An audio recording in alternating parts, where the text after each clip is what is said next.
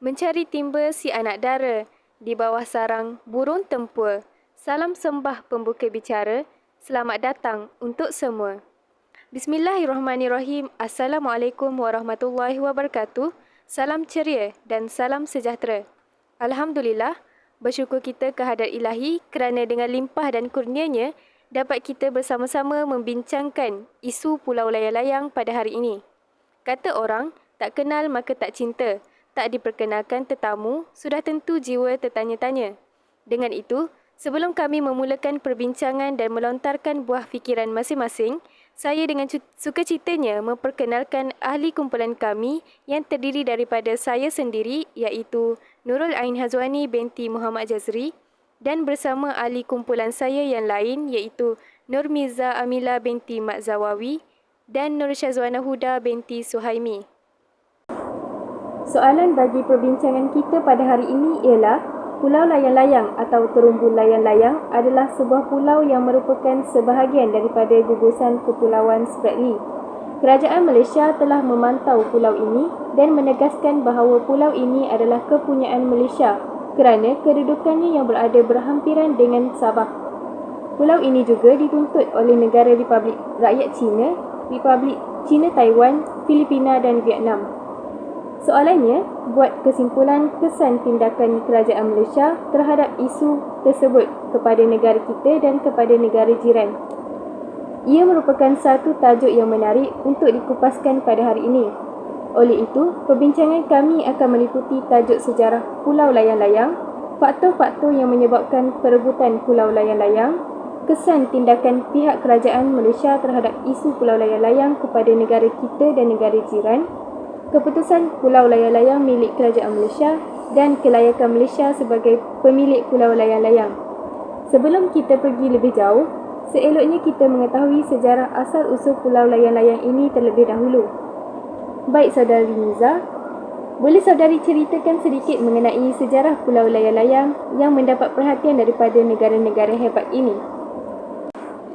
Terima kasih saudari Hazwani atas persoalan yang saya kira amat wajar diajukan terlebih dahulu sebelum kita merungkai satu persatu berkenaan dengan Terumbu Layang-Layang dan lebih dikenali sebagai Pulau Layang-Layang atau Swallow Reefs. Untuk menjawab soalan pertama saudari Hazwani, kita melihat sedikit dari sudut bagaimanakah Pulau Layang-Layang ini terbentuk sebenarnya. Baiklah, sebenarnya Pulau Layang-Layang ini merupakan sebahagian daripada Kepulauan Spratly.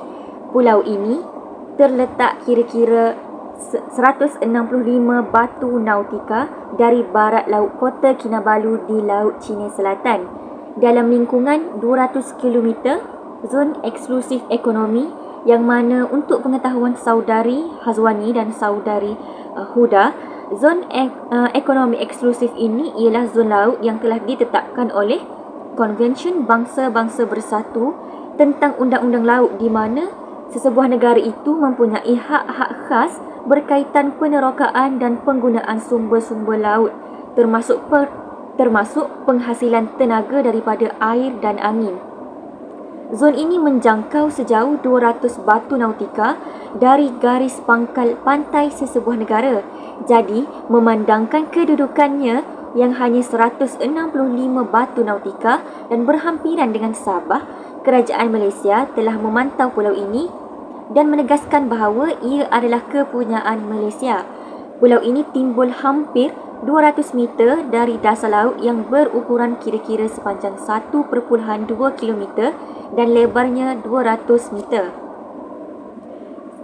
Saya kupaskan sedikit mengenai bagaimana pulau ini menjadi rebutan. Baiklah, menurut beberapa sumber yang saya peroleh, apabila berlakunya konflik ketenteraan antara China dan Vietnam pada Januari 1974 di gugusan Paracels, negara China menuntut keseluruhan Laut Cina Selatan sebagai perairan yang berada di bawah takluk dan jajahan mereka. Namun Vietnam juga turut bertegas untuk mempertahankan gugusan Paracels dengan alasan gugusan tersebut telah berkurun lama di bawah kedaulatannya. Konflik inilah yang membuka mata negara lain yang bersempadanan dengan Laut Cina Selatan untuk membuat tuntutan dan penempatan di terumbu berkenaan seperti Taiwan, Filipina, termasuklah negara kita sendiri iaitu Malaysia. Pada 20 September 1979, perairan Zon Ekonomi Eksklusif Malaysia telah diisytiharkan.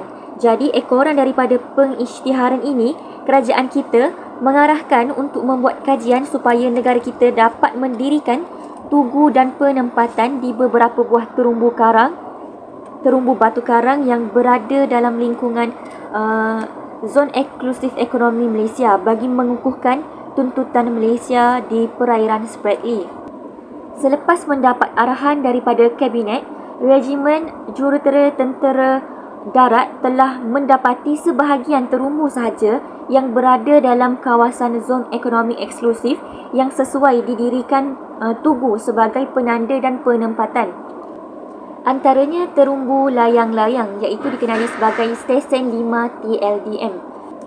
Tun Dr. Mahathir Mohamad kemudiannya mengarahkan Angkatan Tentera Malaysia iaitu ATM untuk segera menguasai kawasan itu. Maka ATM menghantar regimen gerak khas untuk menduduki terumbu yang besarnya hanya sekangkang kera.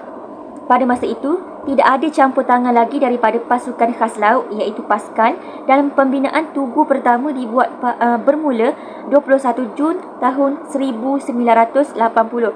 Pada tahun 1982, peralatan-peralatan untuk pembinaan platform di terumbu layang-layang dibawa menggunakan bantuan sebuah kapal dan juga helikopter milik tentera laut di Raja Malaysia.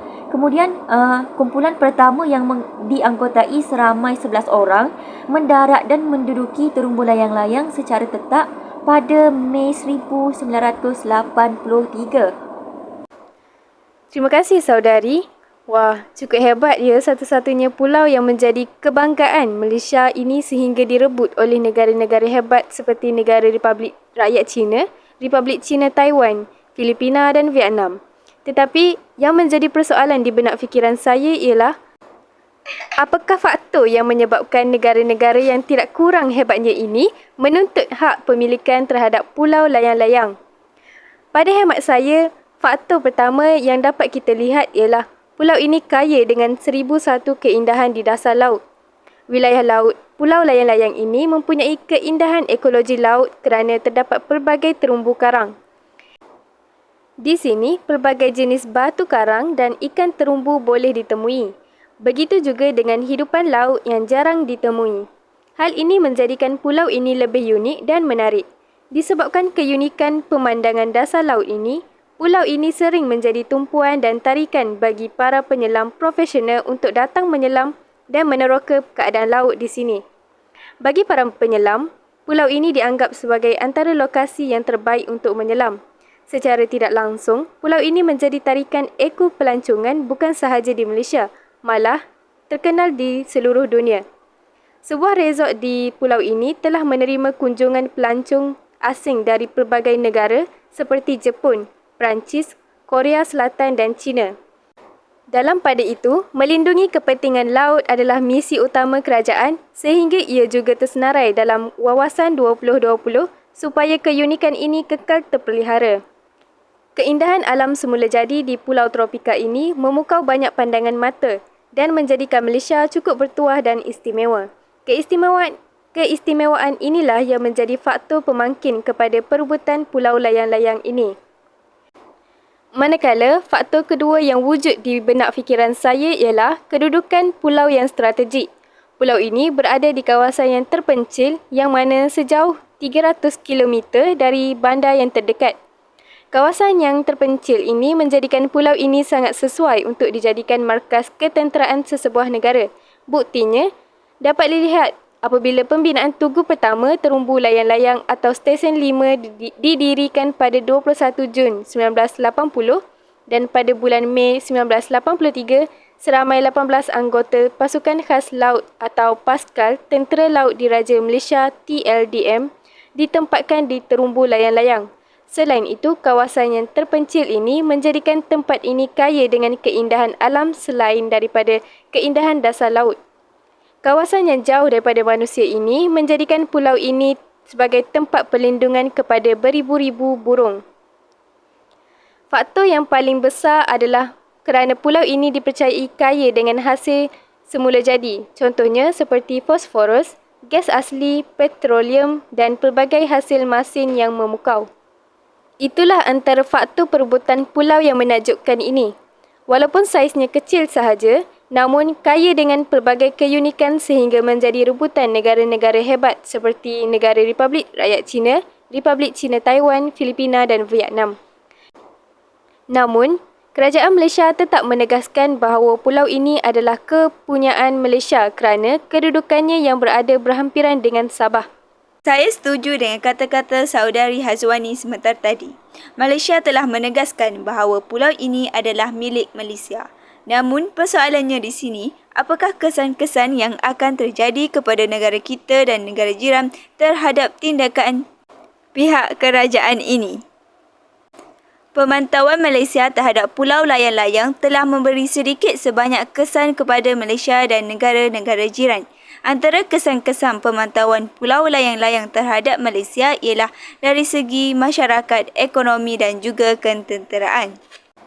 Seterusnya, mari kita lihat kesan terhadap masyarakat yang berpunca daripada tindakan kerajaan Malaysia atas pemantauan pulau layang-layang atau terumbu layang-layang. Antara kesan pertama yang dapat kita lihat dari segi masyarakat ialah mempunyai pandangan atau pendapat yang berbeza setiap individu. Dengan itu, akan menimbulkan pelbagai pandangan terhadap isu pemantauan pulau layang-layang ini. Secara tidak langsung, masyarakat akan berpecah belah kerana mempunyai pendapat yang sendiri. Bukan itu sahaja, masyarakat akan terbahagi kepada dua puak iaitu ada yang menyokong dan ada juga yang membantah terhadap isu ini. Dengan itu, puak yang membantah akan rasa tidak puas hati dengan tindakan kerajaan. Hal ini akan mengakibatkan berlakunya perbalahan dalam kalangan masyarakat atas sebab mempunyai perasaan tidak puas hati. Oleh itu, keamanan negara akan terjejas atas sebab berlakunya perbalahan dalam isu pulau layang-layang ini. Ya, tepat sekali hujah-hujah Saudari Huda sebentar tadi. Tindakan kerajaan dalam menuntut pulau ini menyebabkan wujudnya perbezaan pendapat yang sekaligus akan menjejaskan keamanan negara. Itu adalah kesan yang kita dapat lihat daripada aspek masyarakat. Sekarang mari kita luaskan lagi maudut bicara kita pada hari ini dengan membincangkan kesan tindakan Malaysia ini dari aspek ekonomi pula. Saya bahagikan kesan tindakan Malaysia dalam menegaskan bahawa pulau ini kepunyaan Malaysia kepada kesan positif dan kesan negatif. Antara kesan positif tindakan Malaysia dalam menuntut hak milik pulau layang-layang adalah dapat meningkatkan ekonomi negara. Hal ini kerana, seperti yang saya jelaskan tadi, keindahan ekologi laut di wilayah dasar laut pulau ini, terdapat pelbagai jenis batu karang yang sangat memukau mata dan ikan-ikan yang jarang ditemui. Keistimewaan pulau ini telah menarik minat para pelancong untuk datang ke pulau ini, terutamanya para penyelam di seluruh dunia. Kedatangan pelancong ke pulau ini menyebabkan berlakunya pertukaran wang asing dengan wang Malaysia. Pertukaran wang ini menyebabkan nilai mata wang ringgit Malaysia semakin meningkat. Perkara ini menyebabkan ekonomi negara Malaysia berada di tahap yang tinggi dan mampu duduk berdiri sama tinggi dengan negara maju yang lain seperti Jepun, Korea, China dan lain-lain. Seterusnya, kesan tindakan kerajaan ini juga akan menjejaskan sistem pendidikan negara. Kenapa saya katakan tindakan Malaysia ini akan menjejaskan sistem pendidikan negara? Kerana pembukaan pulau ini memerlukan kos yang tinggi. Contohnya, kos pembayaran anggota tentera yang dihantar ke pulau ini dari segi pengangkutan, penempatan serta makanan. Selain itu, kos penyediaan kelengkapan senjata untuk para tentera di pulau ini juga mahal, bukannya murah seperti yang kita jangkakan. Kelengkapan senjata ini merupakan sesuatu yang wajib disediakan bagi menjamin keamanan di pulau layang-layang dan sebagai persediaan jika berlakunya sebarang perebutan secara serangan. Pembiayaan Duta Malaysia untuk ulang-alik ke negara-negara tertentu dalam mengekalkan hak milik pulau ini juga menggunakan kos yang tinggi. Jika Malaysia kalah dalam perebutan dan konflik tersebut, mengakibatkan berlakunya pembaziran yang amat tinggi. Kesibukan dalam merebut sebuah pulau ini menyebabkan pengabaian terhadap pembangunan negara terutamanya dalam bidang pendidikan. Wang negara telah banyak dilaburkan untuk merebut pulau layang-layang menyebabkan sistem pendidikan di Malaysia tidak dapat dimajukan, terutamanya sekolah-sekolah di kawasan pendalaman. Pendidikan di kawasan ini akan berada dalam serba kekurangan untuk jangka masa yang agak lama kerana kemudahan dan prasarana sekolah tidak dapat dibekalkan oleh kerajaan. Contohnya, tiada dewan, koperasi dan kelas tidak mencukupi. Selain itu, bantuan pendidikan juga tidak dapat disalurkan lebih-lebih lagi bagi sekolah yang berada dalam kawasan pendalaman. Hal ini menyebabkan berlakunya keciciran dalam pembelajaran. Itulah kesan-kesan tindakan kerajaan dalam isu pulau layang-layang dari segi ekonomi. Bagaimana pula pendapat saudari Mirza? Mungkin selain daripada bidang ekonomi, ada juga bidang-bidang lain yang turut terjejas seperti bidang ketenteraan. Baiklah, apabila kita bercakap soal kesan tuntutan ini kepada bidang ketenteraan, sebenarnya banyak yang berlaku terutamanya kepada anggota-anggota tentera yang terlibat sama dalam tuntutan pulau tersebut. Namun, ia banyak juga memberi kesan-kesan yang agak bagus dan memberi manfaat kepada negara kita sehingga hari ini. Seperti kesan yang pertama, negara kita telah berjaya mengarahkan ATM untuk menguasai kawasan itu. Kemudian pasukan kita juga telah berjaya membina kubu pertahanan pertama di Pulau Layang-Layang pada ketika itu. Dan seperti yang kita sedia maklum bahawa pada awal tahun 80-an dahulu, sebelum adanya Pulau Layang-Layang, yang ada hanyalah terumbu di sana. Sewaktu kumpulan pertama yang dihantar ke sana, pasukan ketenteraan terpaksa menakluki kawasan itu dengan segala kudrat yang ada kerana memang tidak terdapat sebarang infrastruktur di sana. Anggota tentera yang dihantar itu menggunakan poncho sebagai kemah untuk tempat tinggal mereka. Semasa berlakunya fenomena air pasang, kawasan kering yang terdapat di sana hanyalah berukuran lebih kurang 40 kaki panjang dan 5 ke 10 kaki lebar sahaja. Jadi untuk mendirikan kemah, mereka memerlukan tempat yang kering. Bukan itu sahaja, sering terjadi apabila cuaca buruk, air laut akan memasuki kemah semasa mereka sedang tidur dan membasahi pakaian dan peralatan yang ada di dalam kemah. Oleh kerana mereka terlalu penat, ada anggota Paskal yang terus tidur walaupun pakaian mereka telah dibasahi air yang memasuki kemah. Mereka perlu mengharungi air laut untuk merapat ke tempat bertugas di atas batu-batu karang. Ada kalanya mereka terpaksa mengharungi air laut hingga ke paras dada di dalam gelap untuk ke tempat bertugas di atas batu. Boleh disimpulkan bahawa di siang hari anggota terdedah kepada panas terik matahari dan pada malam hari mereka terdedah kepada tiupan angin kencang Laut Cina Selatan tanpa sebarang perlindungan. Lama-kelamaan sudah menjadi kebiasaan untuk mereka kerana Allah bisa tegal biasa. Baiklah, kesan yang seterusnya ialah pasukan ketenteraan ini sanggup mempertaruhkan nyawa mereka sepanjang menjalankan misi ini. Apa yang kita dapat lihat dengan jelas, saudari, makanan yang dibawa pasukan tentera ini adalah pack rations dan air tawar dibawa dalam jerry can. Disebabkan kesulitan untuk mendapatkan bekal tersebut, air tawar hanya digunakan oleh mereka untuk memasak dan minum sahaja. Untuk mandi, mencuci dan sebagainya, mereka memang menggunakan air laut sepenuhnya. Disebabkan tiada infrastruktur, anggota melakukan tugas pemerhatian di atas batu karang yang berada di sekitarnya sahaja pada waktu siang hari ataupun malam. Mereka hanya dibekalkan radio HFTRA 921 dan PRC-77 serta senjata ringan seperti M16 dan GPMG untuk mempertahankan diri. Namun disebabkan keterbatasan bateri, radio hanya dihidupkan 2 kali sehari iaitu pada jam 8 pagi dan 8 malam untuk menghantar situation report ke markas di Labuan.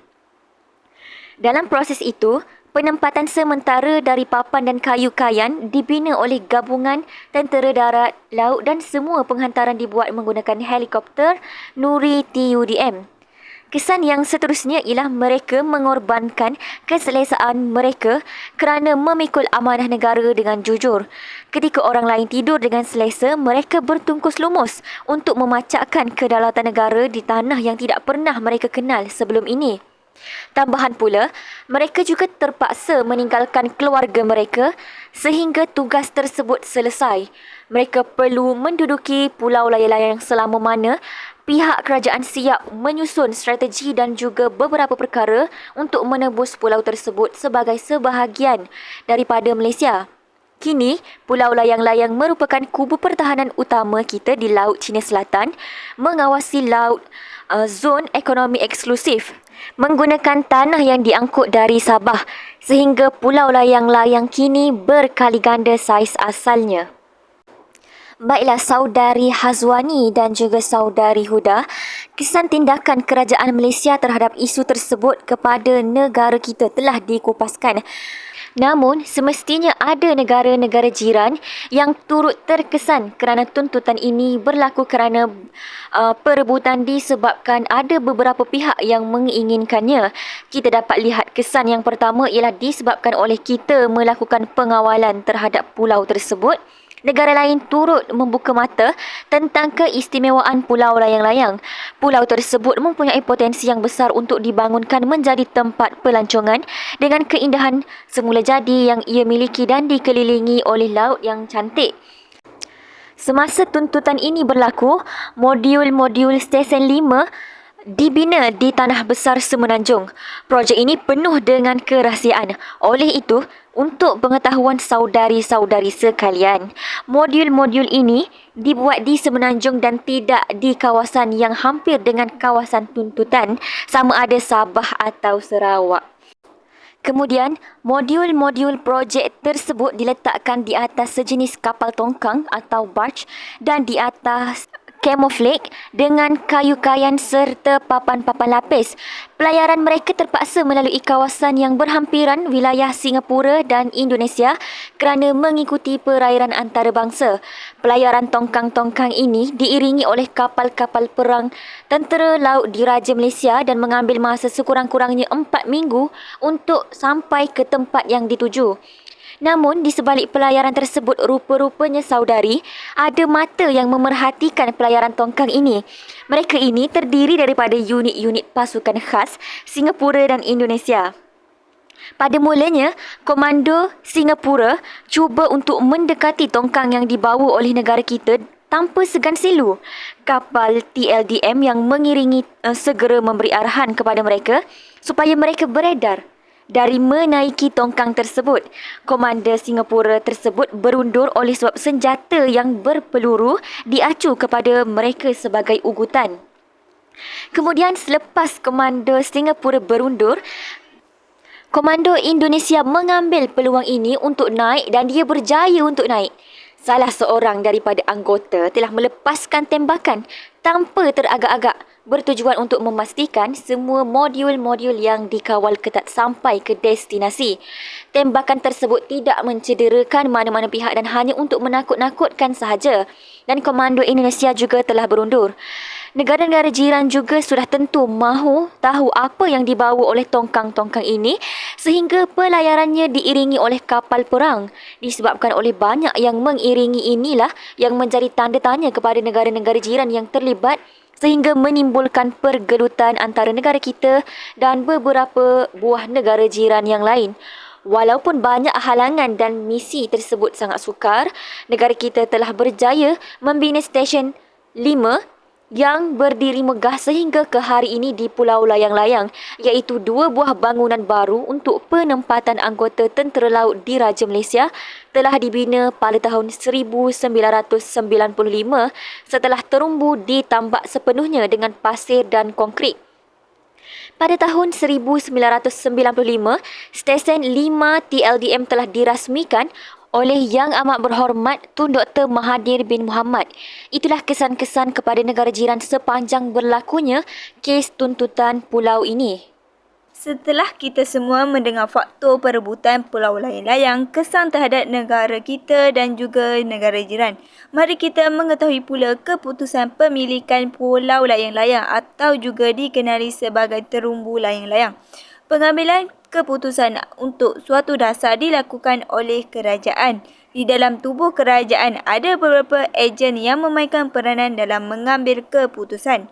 Ejen-ejen tersebut adalah Pejabat Perdana Menteri, Bahagian Keselamatan Negara, Menteri Luar Negeri, Menteri Pertahanan serta Lembaga Pengkajian Strategik. Bagi kes Pulau Terumbu Layang-Layang, pengambilan keputusan dilakukan oleh Pejabat Perdana Menteri sebagai kuasa tertinggi dalam membuat keputusan dasar. Apabila keputusan telah diambil iaitu pemilikan pulau layang-layang adalah milik Malaysia, maka keputusan tersebut dilaksanakan oleh agensi yang berada di bawahnya. Dalam hal tuntutan Pulau Terumbu Layang-Layang, Jabatan Pertahanan menempatkan kemudahan tentera dan pasukan di pulau tersebut, manakala Menteri Luar Negeri akan menangani proses yang akan dilancarkan oleh negara tetangga akibat keputusan tersebut. Antara sebab yang membenarkan tuntutan Malaysia terhadap pulau layang-layang ialah pulau layang-layang berada di landas kontinen Pulau Kalimantan hak milik Malaysia. Bukan itu sahaja, pulau layang-layang masih berada dalam jangkauan zon ekonomi eksklusif Malaysia. Zon ekonomi eksklusif merupakan zon laut yang ditetapkan oleh Konvensyen Bangsa-Bangsa Bersatu tentang Undang-Undang Laut, di mana sesebuah negara itu mempunyai hak-hak khas berkaitan penerokaan dan penggunaan sumber-sumber lautan, termasuk penghasilan tenaga daripada air dan angin. Zon ini menjangkau sejauh 200 batu nautika dari garis pangkal pantai sesebuah negara tersebut. Jadi, memandangkan kedudukan Pulau Layang-Layang hanya 165 batu nautika dan berhampiran dengan Sabah, Kerajaan Malaysia telah memantau pulau ini dan menegaskan bahawa ia adalah kepunyaan Malaysia. Oleh itu, Pulau Layang termasuk dalam zon ekonomi eksklusif. Terima kasih sahabat-sahabat yang sungguh bersemangat dalam memberi hujah masing-masing. Nampaknya saudari sekalian tidak lokek dalam berkongsi ilmu dan pandangan masing-masing. Demikian tadi perbincangan mengenai Pulau Layang-Layang yang menjadi rebutan banyak negara termasuklah negara Malaysia. Tindakan pihak kerajaan menegaskan bahawa pulau ini milik Malaysia telah memberi impak yang positif dan negatif dari pelbagai aspek. Contohnya aspek masyarakat, ekonomi dan juga ketenteraan. Keistimewaan dan keindahan pulau ini haruslah dijaga rapi oleh semua pihak kerana pulau ini merupakan satu-satunya pulau kebanggaan Malaysia yang kaya dengan keindahan hidupan wilayah laut yang memikat mata pelancong dan pelabur untuk datang ke negara kita. Usaha dalam menjaga pulau ini perlulah dilakukan dengan bersungguh-sungguh dan bukannya hanya melepaskan batuk di tangga sahaja. Itu saja dari kami. Inilah yang dikatakan ibarat menanam sudah dituai, ibarat musafir sudah sampai, umpama berlayar telah sampai ke pelabuhan, umpama berjalan telah sampai ke destinasi. Saya sudahi dengan ucapan wabillahi taufiq wa hidayah. Wassalamualaikum warahmatullahi wabarakatuh.